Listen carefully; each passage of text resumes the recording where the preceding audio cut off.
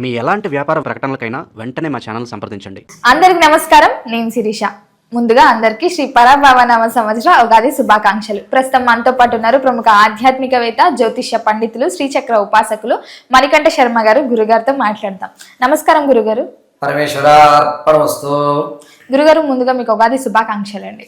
అందరికీ కూడా పరాభావనామ సంవత్సరంలో శ్రీ మహాదేవి దుర్గి అనుగ్రహం కలుగుతూ ఆయుర ఆరోగ్యాలతో ఉండాలని మనస్ఫూర్తిగా కోరుకుంటున్నాను. గురుగారు, ముఖ్యంగా ఉగాది అనగానే చెడు రుచులు ఎలా గుర్తుకొస్తాయో మన తెలుగింటి వారికి పంచాంగం, జాతకాలు చూపించుకోవడం కూడా అంతే అలవాటు. సో ముఖ్యంగా చూసుకుంటే మరి ద్వాదశ రాశిలో అయిన మిథున రాశి వారికి ఈ సంవత్సరం అంతా ఎలా ఉండబోతుంది అంటారు? ఆర్థిక పరంగా, ఆరోగ్యపరంగా ఎలాంటి జాగ్రత్తలు తీసుకోవచ్చు అంటారు? ఈ నవగ్రహాల ప్రభావం ఈ రాశి వారికి ఎలా ఉంటుందంటారు ఓవరాల్గా ఒకసారి? పరాభావన సంవత్సరంలో ద్వాదశ రాశుల్లో మిథున రాశి వారి యొక్క ఫలితం ఏ విధంగా ఉండబోతోంది అనుకుంటే కనుక, ముందుగా ఎవరెవరు మిథున రాశిలోకి విచ్చేస్తారు, ఏ నక్షత్రం వారు మిథున రాశిలోకి ఉంటారంటే మృగశిర 3-4 పాదాలు, అదేవిధంగా ఆరుద్ర నక్షత్ర 4 పాదాలు, పునర్వసు నక్షత్ర 1, 2, 3 పాదాల వారు మిథున రాశిలోకి ఇచ్చేస్తారు. ఓవరాల్గా పరాభావనమ సంవత్సరంలో మిథున రాశి వారి లక్షణాలు అంటే వారి ఆలోచన ఏ విధంగా ఉండబోతోంది అంటే, శ్రమించాలి, తనకంటూ ఒక గుర్తింపు ఉండాలి, నేను ఇతరుల మీద ఆధారపడకుండా నాకంటూ నేను ధనాన్ని కష్టపడి సంపాదించుకోవాలి అనేటువంటి ఆలోచన ధోరణిలో ఉంటారు. వ్యక్తిగతమైనటువంటి ఐడెంటిటీ కోసం పాకులాడుతూ ఉంటారు. నన్ను గుర్తించండి, నేననేటి ఒకటి ఉన్నాను, నాకు సమాజంలో ఒక గౌరవం కావాలి అనేటువంటి దానికోసం, స్పెషల్ ఐడెంటిఫికేషన్ కోసం వీళ్ళు చూస్తుంటారు. దానికోసం వీరు ఈ సంవత్సరం అంతా కూడా శ్రమిస్తూనే ఉంటారు. సంవత్సరం పూర్తయ్యేలోగా తనకంటూ ఒక ప్రత్యేకమైన గుర్తింపు అయితే లభించుకుంటుంటారు. ఈ విధమైన ఆలోచనలోనే ఉంటారు. వాళ్ళని గుర్తించిన వాళ్ళ దగ్గర మాత్రమే వీళ్ళు ఎక్కువ శాతం మాట్లాడడానికి చూస్తారు. 10 మంది ఉన్నా నేననేది ఉండాలి, నేను లేకపోతే 10 మందిని ఎవరు పలకరించకూడదు, ఎక్కడికి వెళ్ళావు అనేటువంటి విధానం నాకు కలగాలి అని వ్యక్తిగతమైనటువంటి ఆలోచన కోసం వీళ్ళు ఉంటారు. ఇక వీళ్ళ ఆదాయ రాజపూజ్య వ్యయాల విషయానికి వస్తే కనుక, మిథున రాశి వారి యొక్క ఆదాయం 8, వీరి యొక్క వ్యయం 11, ఆదాయం తక్కువ, ఖర్చు ఎక్కువ. అదేవిధంగా రాజపూజ్యాలు 1, అవమానాలు 7. వీరు ఐడెంటిటీ కోసం పాకులాడేటువంటి విషయంలో అందరికంటే భిన్నంగా ఉండాలి అని కనబడడానికి డ్రెస్సెస్కి సంబంధించి, కాస్మెటిక్స్కి సంబంధించి వీళ్ళు ఎక్కువ డబ్బు ఖర్చు పెట్టేస్తారు. అదే ఖర్చు. అంటే ఎంతసేపటికి కూడా నలుగురిలో డిఫరెంట్గా కనబడాలి అంటే, స్పెషల్గా అట్రాక్షన్ కనిపించాలని డ్రెస్సెస్ చేయాల్సిందే. నలుగురిలోనూ కొంత మనం గంభీరంగా మాట్లాడాలి అంటే, వారు కాన్ఫిడెన్స్ తెచ్చుకోవాలంటే 10 మందిని పోషించాల్సిందే. వీళ్ళకి ఉన్నటువంటి ఈ పరాభావనవ సంవత్సరంలో జూలై, ఆగస్టు వరకు కూడా భజన చేసేవాళ్ళు ఎక్కువ ఉంటారు వీళ్ళ చుట్టూ. దానివల్ల వీళ్ళకి ఏంటంటే నన్నే పొగుడుతున్నారు అనేటువంటి విధానంలోకి దిగిపోతారు. కాబట్టి ఆ 10 మందిని పోషించాలంటే వీళ్ళు డబ్బులు ఖర్చు పెట్టాల్సిందే. పొగడ్తలకి ఈజీగా పడిపోతారు. కాబట్టి వీళ్ళ చేతిలో ధనం అనేటువంటిది ఇసుక జారినట్టే జారిపోతుంది. ఎట్టి పరిస్థితుల్లోనూ వీళ్ళ దగ్గర ధనం నిలబడేటువంటి అవకాశం ఉండదు. రూపాయి మీరు ఇచ్చారనుకోండి, దానికి 10 రూపాయలు మైనస్ చూపిస్తారు తప్ప ఈ రూపాయికి తగ్గ ఖర్చు చూపించరు. ఇది ప్రథమం. గురుగారు, ముఖ్యంగా మరి ఈ రాశిలో ఉన్న విద్యార్థులకు ఎలా ఉంటుందంటారు? విద్యార్థులకు కాస్త ఊరట కలుగుతుంది, జ్ఞాపక శక్తి పెరుగుతుంది. పైగా ఏమిటంటే వీళ్ళు చదువు ఒకటే కాదు, చదువుకోకపోయినా వేరే రంగంలో నా స్కిల్స్ నేను చూపించుకోగలను అని సెల్ఫ్ కాన్ఫిడెన్స్ పెరుగుతుంది.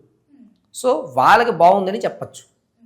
విదేశాలకు వెళ్ళాలనుకున్న విద్యార్థులకి ఈ సంవత్సరం కలిసి వస్తుందంటారా? మరి కొంచెం ఇబ్బంది అయిన ప్రథమాంకంలో, ఎందుకంటే మీరు చేపట్టేటువంటి విదేశాలకు వెళ్ళేటువంటి ప్రదేశాలు ఏవైతే మీరు ఎంచుకుంటున్నారో అక్కడ కొన్ని ఇబ్బందులు కలిగి మరిగా తిరుగు టప్పాలా వచ్చేటువంటి అవకాశం ఉంది ప్రథమాంకంలో. ద్వితీయాంకంలో వెళ్ళండి, అద్భుతంగా ఉంటుంది. మీరు అనుకున్న పనులు జరుగుతాయి. ప్రథమాంకంలో డబ్బు నష్టపోవడం తప్ప ఇంకోటి ఉండదు. గురుగారు, ముఖ్యంగా ఎవరైతే విదేశాలకు వెళ్దాం అనుకున్నప్పుడల్లా క్యాన్సిల్ అవుతూ ఉంటుంది కదా, మరి ముఖ్యంగా అందరూ చేసుకోదగ్గ పరిహారాలు ఏమైనా ఉన్నాయంటారా విదేశాలకు వెళ్ళాలంటే, సక్సెస్ అవ్వాలంటే? మనం వ్యక్తిగతంగా అయితే కనుక ఎక్కడ కన్సిడర్ చేయడం లేదు. ఓన్లీ గోచార రీత్యా పంచాంగకర్తల యొక్క విధానాన్ని అనుసరించి మా గురువుగారు నాకు కలగజేసిన జ్ఞానానికి నా తల్లిదండ్రుల ఆశీస్సులతో నేను ఈ వివరణ చెప్తాను. వ్యక్తిగతంగా అయితే కనుక మీరు మనం సంప్రదిస్తేనే చెప్పచ్చు. అందరికీ కూడా ఇదే వర్తిస్తుందని మనం చెప్పడానికి లేదు. కాబట్టి ఒకవేళ అప్లై చేస్తున్నా మనకి రాక ఫెయిల్ అవుతున్నాము అనుకుంటే కనుక అటువంటి వాళ్ళు మనల్ని ఒకసారి సంప్రదిస్తే వ్యక్తిగతంగా పూర్తి విశ్లేషణ చేయొచ్చు.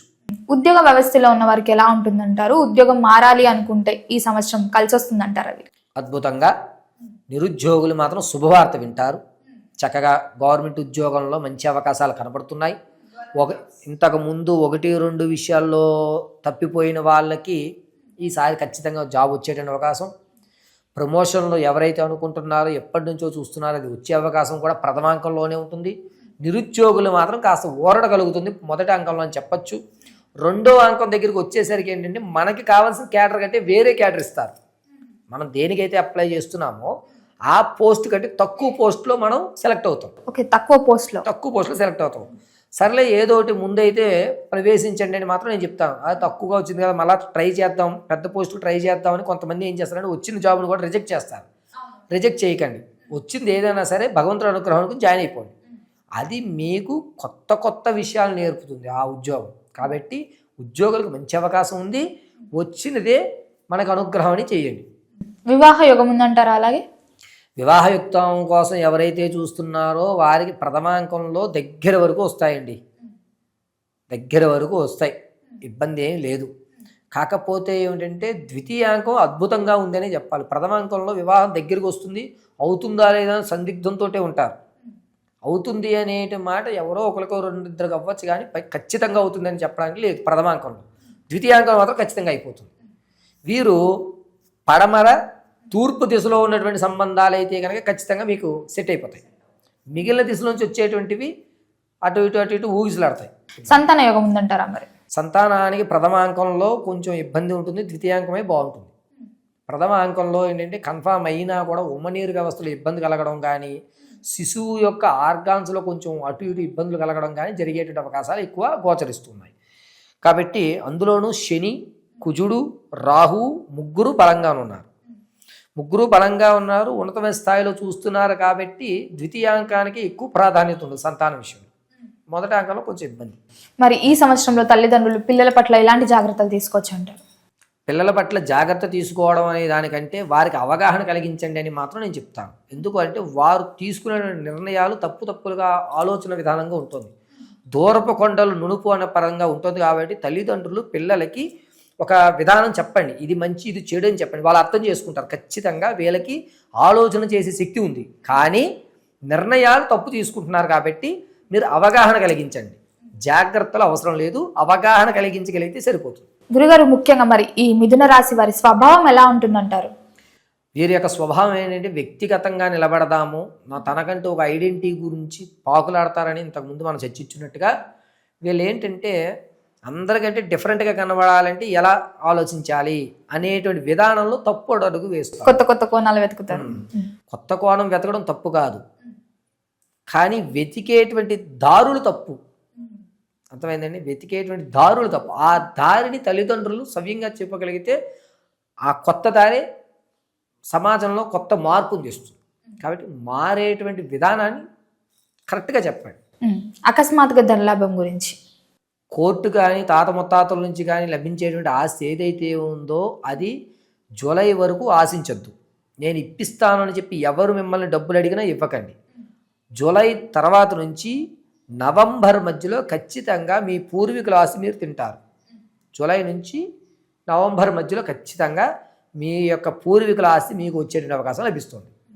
ఓవరాల్గా చూసుకుంటే మరి ఈ సంవత్సరంలో పెట్టుబడులైనా రియల్ ఎస్టేట్లో అయినా ఈ వ్యాపారం వాళ్ళకి ఎలా ఉంటుందంటారు? రియల్ ఎస్టేట్లో కానీ లేకపోతే అదేవిధంగా స్టాక్ మార్కెట్లో కానీ ధనం పెట్టాలి అనుకుంటే కనుక నా ప్రత్యేకమైన సలహా మిథున రాశి వారికి ఆగస్టు వరకు ఇన్వెస్ట్మెంట్ పెడితే లాభం గురించి ఆలోచించద్దు. ఎట్టి పరిస్థితుల్లో ఆలోచించదు, అలా నష్టపోరు. అంటే మనం లాభం గురించే చూస్తాం. లాభం గురించి చూడాలంటే ఆగస్టు తర్వాత పెట్టుకోండి, మీకు రూపాయి కలిసి వస్తుంది. అప్పటి వరకు ఆగి పెట్టుకోండి.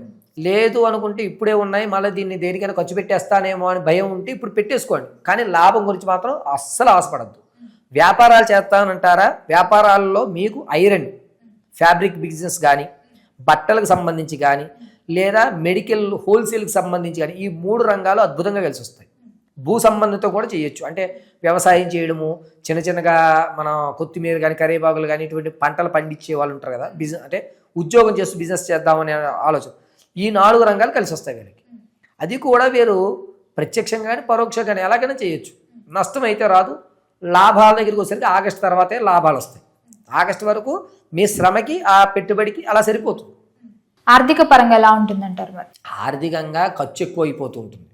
అనవసరంగా ప్రతి ఒక్కరు నేను కడతానన్నా నేను కట్టేస్తానని కట్టేయడం, ఎదుటివాడిని పోషించడం, డబ్బు ఇసుక జారినట్టుగా జారుతుందనే నానుడిగా జారడం, కొంచెం వేరేంటంటే ప్రొడక్ట్స్కి కానీ బట్టలకు కానీ ఎక్కువ ఖర్చు పెట్టడం వల్ల అనవసరమైన హంగులకు పోవడం అంటారు దాన్ని. కొంచెం అది నిర్ణయించుకోగలిగితే బాగుంటుంది. ఈ సంవత్సరంలో వీరికి ఆరోగ్యపరంగా ఎలా ఉంటుందంటారు? ఎలాంటి జాగ్రత్తలు తీసుకుంటే బాగుంటుందంట? ఆరోగ్యం విషయం దగ్గర వచ్చేసరికి June, July, August, September, October ఈ 4 నెలల్లో కూడా వీరికి ఏమిటంటే కడుపుకు సంబంధించి ఇబ్బందులు కలుగుతాయి. టెస్టిస్ ఫామ్ అవ్వడం కానీ, కడుపులో ఒక కద్దులు ఏర్పడడం కానీ, లేకపోతే ఎక్కువ అల్సర్లు అంటే రావడం కానీ, పేగు వ్యవస్థకు సంబంధించి కొన్ని ఇబ్బందులు ఈ 4 నెలల్లో వీళ్ళు చూస్తుంటారు. అవి రాకుండా ఉండాలంటే ముందు నుంచి కూడా ఆరోగ్య చిట్కాలు ఇంట్లో పాటించుకున్నా సరిపోతుంది.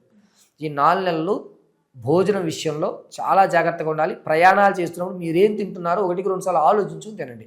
ఈ ప్రయాణంలో అది మంచిదా కాదా అనేది 1-2 సార్లు మనం ఆలోచించుకోవడం చాలా మంచిది. గురుగారు, మరి ముఖ్యంగా చూసుకుంటే ఈ రోజుల్లో అందరికీ ఉండే సహజ కళ సొంత ఇల్లు కొనుక్కోవాలని, బంగారం కొనుక్కోవాలి. మరి ఈ రాశి వారికి ఈ సంవత్సరం అవుతుందంటారా?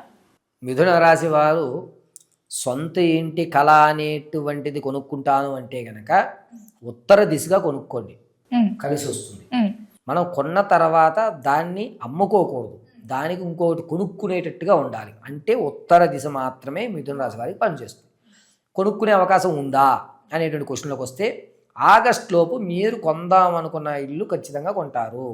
ఒకవేళ మీ దగ్గర డబ్బులు లేకపోయినా వేరే వ్యక్తి పెట్టుబడి పెడతాను తర్వాత కట్టుదామని చెప్పి అప్పు అయితే పుడుతుంది, ఇల్లు అయితే కొంటారు. ఆగస్టు తర్వాత నుంచి కొంచెం ఇబ్బందిదాయకంగా ఉంది. ఒకవేళ మీరు కొన్న ఈఎంఐలు కట్టడానికి ఆర్థికంగా ఇబ్బంది పడతారు. కాబట్టి ఆ ద్వితీయాంకంలోకి ఇబ్బంది పడకుండా ముందే ఒక సేఫ్ జోన్ పెట్టుకోండి. కొనే అవకాశం మాత్రం ఆగస్టు లోపు ఖచ్చితంగా వీళ్ళు ఇల్లు కొనుగోలు చేసే అవకాశం, ఇల్లు కానీ స్థలం కానీ పొలం కానీ ఏదో ఒకటి మొత్తం మీద భూ సంబంధితమైనటువంటి విషయాలు కొంటారు. బంగారం కొనగలుగుతారా మరి? బంగారం విషయంలోకి వచ్చేసరికి ఏంటంటే వీళ్ళు ఖచ్చితంగా అక్టోబరు 8వ తారీఖు నుంచి నవంబర్ 19వ తారీఖు మధ్యలో కనీసం 1 గ్రామైనా కొనుక్కుంటారు. అది కూడా ఇతరుల అవసరార్థం డబ్బులు కావాలని వాళ్ళకి అప్పిచ్చిన బంగారం కొంటారు. కానీ వీళ్ళకి దగ్గర ఖచ్చితంగా ఆ సమయంలో మాత్రం డబ్బు, బంగారం 2 కూడా ఇంట్లో ఉంటాయి. మరి రైతులకు ఎలా ఉంటుందంటారు? ప్రథమాంకం ఊరట కలుగుతుంది, ద్వితీయాంకం కూడా ఇబ్బంది కలగలేదు, ఊరట కలుగుతుంది. సర్లే మనకి అక్కడ సరిపోయింది, ఈ సంవత్సరం భగవంతుడు ఇలాగే అనుగ్రహించాడేమో అన్నటువంటి మాట తప్ప లాభపడేటువంటి అవకాశం కొంచెం తక్కువ. గురుగారు, ఇప్పటి వరకు అన్ని రంగాల గురించి మనం చర్చించుకున్నాం. మరి మొత్తం చూసుకుంటే ఈ రాశి వారికి ఈ సంవత్సరంలో ప్రథమార్థం బాగుంటుందంటారా, ద్వితీయార్థం బాగుంటుందంటారా? ఈ రాశి వారికి ద్వితీయార్థమే బాగుంటుందని చెప్పుకోవాలి. ప్రథమాంకంలో నలిగేటువంటి అవకాశం, ద్వితీయాంకంలో ఏదో ప్రభావం వల్ల మనం బతుకుతున్నాములే, మనం గెంటేయచ్చు అనేటువంటి అవకాశం ద్వితీయాంకమే. ఇప్పుడు నేర్చుకొని అప్పుడు కొంచెం అలాగే ఉంటుంది, బాగుంటుంది. మరి ఓవరాల్ గా అందరు తగ్గ పరిహారాలు ఏం చేసుకోవచ్చు అంటారు? ఏ దైవాన్ని పూజించవచ్చు అంటారు? మిథున రాశి వారు వాస్తవంగా పరాభావనవ సంవత్సరం ఉగాది రోజు తదునాంతరం 9వ రోజు నుంచి, ఉగాది తర్వాత 9వ రోజు నుంచి శివాలయంలో సాయం సంధ్య వేళ చండీ ప్రదక్షిణ చేయడం మంచిది. వీరు మెల్లో ఎర్రటి తాడుతో 5 ముఖాలు ఉన్నటువంటి రుద్రాక్ష కానీ లేదా ముత్యాన్ని కానీ మెల్లో ధరించడం చాలా మంచిది. చేతికి వీరు ఎప్పుడూ కూడా నల్లటి దారాన్ని కట్టుకోవడం కలిసి వస్తుంది. పైగా ఈ మిథున రాశి వారు ఈ పరాభావన సంవత్సరం అంతా కూడాను కుదిరితే గనక రుద్రహోమాలు చేసుకోవడానికి ప్రాధాన్యత ఇవ్వండి. అంత ధనం నేను ఖర్చు పెట్టలేను గురువుగారు అనుకుంటే కనుక ప్రతి అమావాస్యకి, ప్రతి పౌర్ణమికి, నెలలో వచ్చేటువంటి అమావాస్య పౌర్ణమిలకి బిల్వపత్రి చక్కగా నీళ్ళల్లో ముంచి గంధం దానికి అలంకరణ చేసి పరమశివుడికి సాయం సంధ్య వేళ సమర్పించండి. మీ యొక్క జీవితంలో కొన్ని మార్పులు అయితే చూస్తారు ఖచ్చితంగా. గురుగారు, మొత్తం మీద ఈ సంవత్సరంలో మిథున రాశి వారికి ఎలా ఉండబోతుంది, ఎలాంటి జాగ్రత్తలు తీసుకోవాలి, ఏ దైవాన్ని పూజించాలి, ఎలాంటి పరిహారాలు చేయాలో తెలియజేసినందుకు ధన్యవాదాలు. పరమేశ్వరార్పణమస్తు.